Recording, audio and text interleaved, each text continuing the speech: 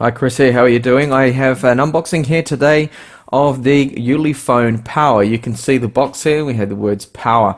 And why they say power? Because this has got a whopping 650 milliamp hour battery within it, which is huge. So it's basically a battery pack with a phone built around it, essentially. So I imagine it's probably going to be quite a thick and heavy mobile phone, but we'll find out soon.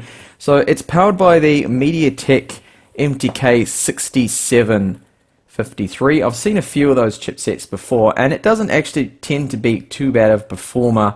At least with a 1080p screen, it can play all your games. So there's a few specs here they outline. So there's the battery capacity. It does support quick charge. Apparently, you can fully charge within 2 hours. 1080p screen. There's the Sony sensor that it's got. So it's the 13 megapixel that is extremely common, the IMX214, which isn't a bad sensor. It all depends, of course, on the lenses. Now, they say that it has a 1.8 aperture on this one. They've set it up as front cam's 5 megapixels, dual SIM. We'll have a look at that, and 2.5D Gorilla Glass 3 on the front of it. 3 gigs of RAM and a 16 gigabyte ROM. So let's have a look inside. Now this one I picked up from banggood.com, and it took 2 weeks to arrive via PostNL. So it wasn't too bad shipping speed, I guess, from China to Spain, but it did take around a week or so for them to process the order. I didn't actually think they had stock. So let's have a look. Just put the phone there for a second and have a look and see what we have in the box. Now that's nicely presented there. So they've given us a few extras here. So we've got a screen protector, something I did not expect. Sorry, not a screen protector, that's a case, and a screen protector's below it. I said screen protector because I was looking at it. There we go. So they're giving us a screen protector there, which we probably don't really need if it has actually got real Gorilla Glass on it, that is. And there's the case, it's a clear case. Our micro USB 2 cable, and what look to be some rip-off style headphones just like the Samsung ones. Well, they are slightly different. And those are packaged in there. So we do have it looks like it's got a button on there with the mic, but no volume up and down. Okay. And a EU power adapter. Standard power adapter there, and the output is 2 amps, 5 volts, or 12 volts, 1.5 amps. That's for the fast charging there. So definitely this is a fast charger. You can see right there, fast charger as well. And they finally have included an OTG cable, which is something we normally do not see. The extras they have packaged in there. Okay, let's have a look now at the mobile phone itself.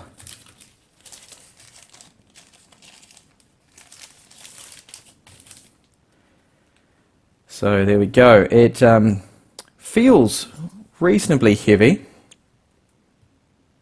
Let's have a look at the scales, find out exactly how much it weighs. You can't always trust the listings. So 203, so that's getting a little bit heavy now for a mobile phone. If I compare that to the Samsung Galaxy S6 Edge here, see that's a lot lighter at 130, but when it comes to battery capacity, I mean, this thing's got almost 3 times the amount. And finally the thickness as well, we'll have a look. So it's 10.6 millimeters. So not the thinnest phone. So we've got the 5 megapixel front facing camera there. There's our earpiece, ambient light sensor and proximity sensor. Here is the home button, and there should be a menu key and back key here.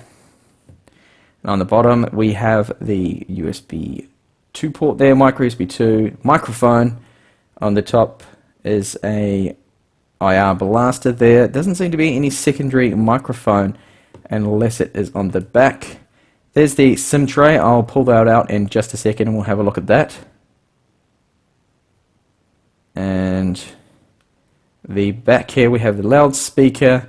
There's the fingerprint scanner, our 13 megapixel camera, and 2 LED flashes there. Right side, volume up and down, the power on, and this is an interesting little extra button I've added there. Looks a little like the Sony power on buttons on their Sony Xperias, if you've ever seen them, something similar, round design button.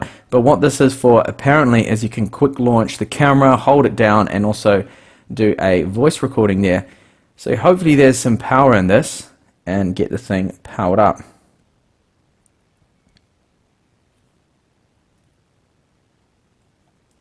Get this off.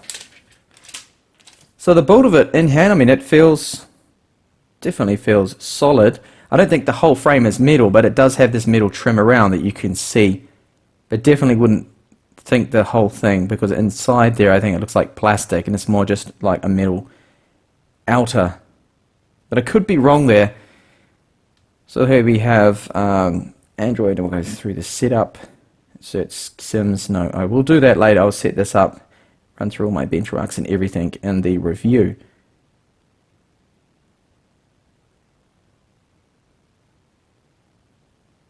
I'll skip that.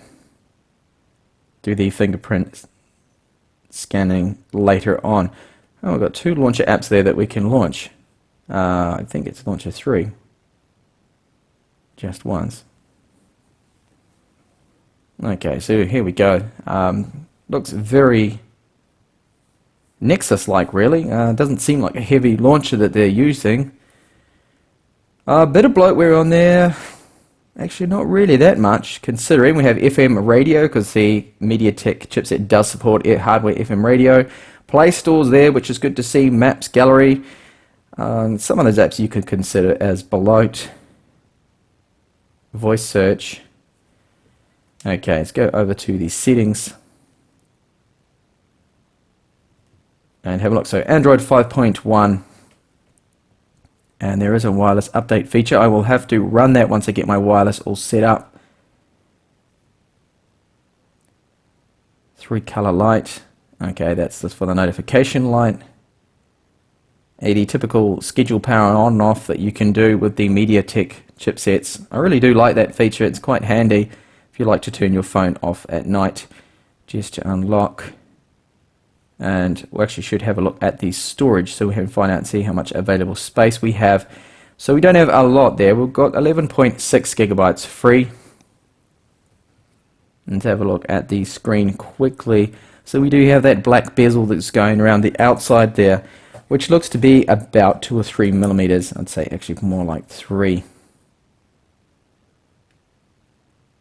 Yeah, okay, so 3 millimeter bezel going around the outside, and you can just make it out that the glass is in fact, yes, curved at the end there with the 2.5D glass. And the display, I can't really tell if that is fully laminated or not. There could be a slight gap there. I'm taking it actually looks to be fully laminated. Viewing angles seem okay. It is a 1080p IPS panel there.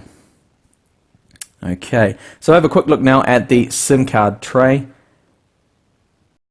And I just wanted to point out here, can you see that texture on the back of it there? It's a nice little touch. So it's a glossy plastic, and it doesn't feel slippery or anything like that. There's a bit of a grip to it, which is good. And it's got that nice crisscross pattern underneath. You can see in the light at certain angles. It's a little touch there. And I can see there is only actually just one speaker in there. So the SIM card tray, get that out. So we'll take either 2 micro SIMs or a micro SD card. So if I put my SD card in, I think we have to put the SD card in this way here, and then you can slot that in. And here's the Ulefone Power next to one of my favorite mobile phones, which is the S6 Edge Plus. This is a 5.7 inch screen, and that's 5.5. You can see that they are pretty much about the same size there. When it comes to dimensions, I think they are almost equal there if you have a look. They really are. Of course, the power is much thicker and has actually double the capacity of battery. You see there, very similar sizes. So it is definitely a large mobile phone. And finally, here it is next to the S6 Edge, which is much smaller. That has a 5.1-inch screen. You see there. They are more, of course, premium phones. This is just a budget to mid-range mobile phone with a huge battery. Let's have a look now at that quick launch button. So if I just push it, nothing happens. Push it again, nothing happens.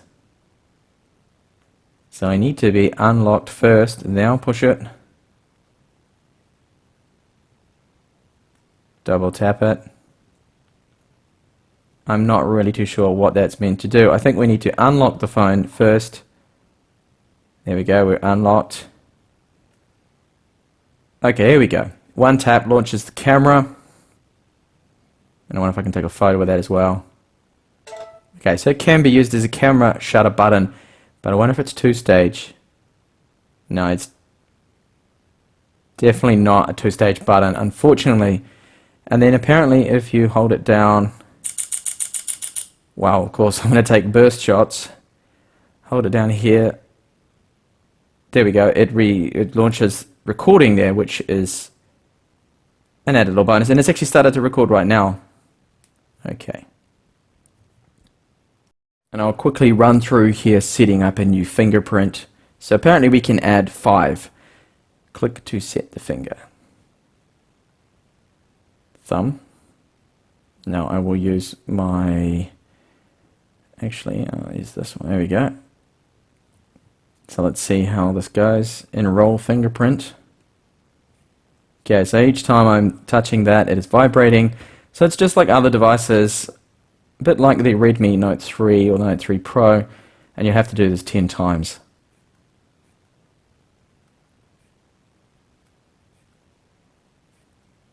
Okay, so that is done. Quick start. Unlock. So we could actually set that to flash shot, WeChat, or more. Interesting. I only want that for unlock, so that's what I'm going to keep it as. So if I lock it now, let's have a look and see how that works. Small vibration, nothing happened. Okay, there we go. A little slow actually. That wasn't as fast as I thought it would be. Maybe I have to just use the same finger, but add it up to 5 times the same finger to improve that accuracy there would probably help out. Alright, so that's the unboxing. Just to point out my first impressions, I think the build of the phone is decent enough for what it is considering the price range. It is definitely a thick mobile phone, and a heavy one at that, but I mean that is to be expected, of course.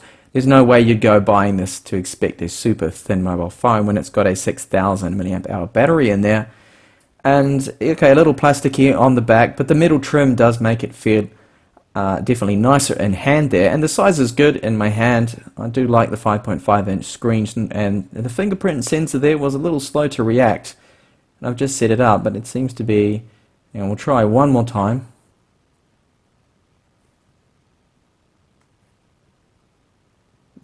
Definitely slower than I would hope for, and well, I've been using Samsung ones that are quite fast, but even the Redmi Note 3 was definitely a lot faster than that. Another interesting thing to note too is I don't see any backlit buttons here for the recent apps and your back button. There's nothing there at all. Now it looks like this is going to have a light behind it, that 3 light seating that's there that I showed you before when it came to, where is it? The 3-color light. I think this must be behind the home button there, but I have to find that out because at the moment I haven't actually seen that come on yet. The notification light there, you can configure that, of course. So all in all, I think at the moment, of course, I've only just had my hands on it. It seems pretty good, but I'm going to go through now, run my usual benchmarks on the mobile phone, test out the cameras, and most importantly, just see how long this massive, whopping, huge battery is going to last for. Hopefully it's going to be one of the longest lasting mobile phones, which I do expect it to be if it is actually the full 6,000 milliamp hour battery that it's claimed to be, because you never quite know with Chinese manufacturers. They could have faked that and they could say, yeah, okay, it could actually be a smaller, just a 4,000 milliamp hour battery, but I think we'll find that out soon anyway. So do keep an eye on the playlist there if you are interested in seeing the full review of this mobile phone. That'll be up hopefully within a week or so. Thank you for watching. Bye for now.